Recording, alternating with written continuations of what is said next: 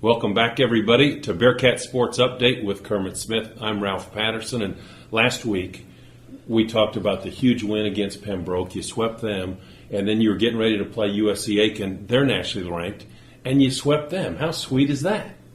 Well, it feels pretty good. You know, we talked last week a lot about our schedule in the month of February, you know, playing a mixture of home and away opponents and playing a pretty difficult schedule as I felt. And I think that's continuing to give us that sense of urgency throughout the game. You know, I thought we played 27 really good innings this weekend. You know, I know we're going to talk about him a little bit later, but Cory pitched unbelievably in game one.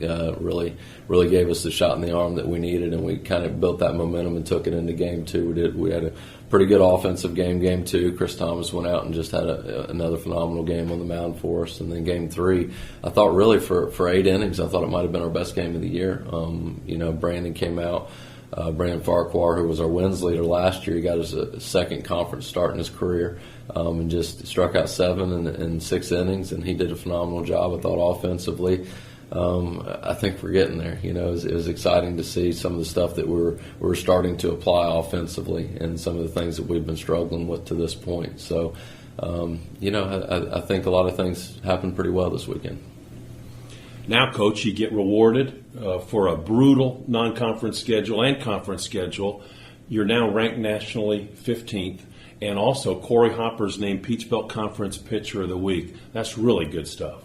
I think that both of those are kind of byproducts of what we've done to this point. You know, Cory's pitched very well all year. I don't know that he just got Peach Belt Pitcher of the Week because of what he did this specific week. I mean, he's given us a chance to win every time that he's taken the mound. He's been good. You know, he worked really hard in the summer. He's worked really hard this fall. I thought he had a good spring last spring, but he's kind of come back and took that into the summer and fall and early springtime here, and he's made himself into what a lot of people consider a great professional prospect, and we're excited about that. The 15th ranking, you know, you never know who's looking at your schedule, whether they're seeing it the same way you do or not. But, you know, when people sit back and they look at what you're doing as far as, like we've talked about, home and away and the opponents that we're playing, it's good to know that somebody's paying attention to that. And when your overall record's not the best in the world, but it's still against the quality of competition that you're playing, it's good to know that somebody's taking notice.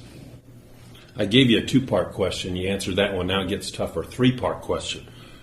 You had a great out-of-conference win against Newberry. I want your comments on that.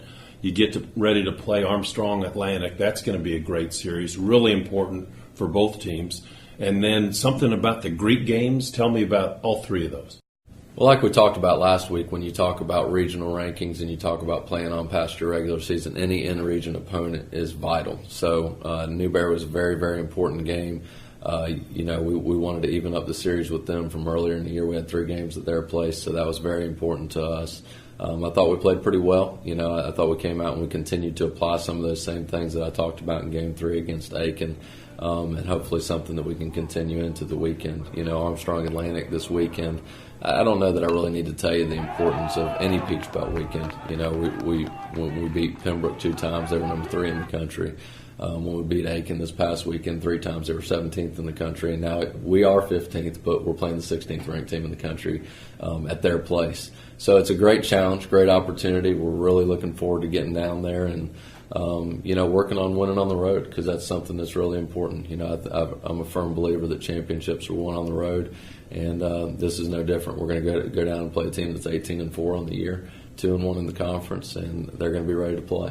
So now on the Greek games, that's something that we're, you know, I've only been here, this is my 2nd year here, so we're trying to get as many promotions as we can, get going, get some students involved on campus.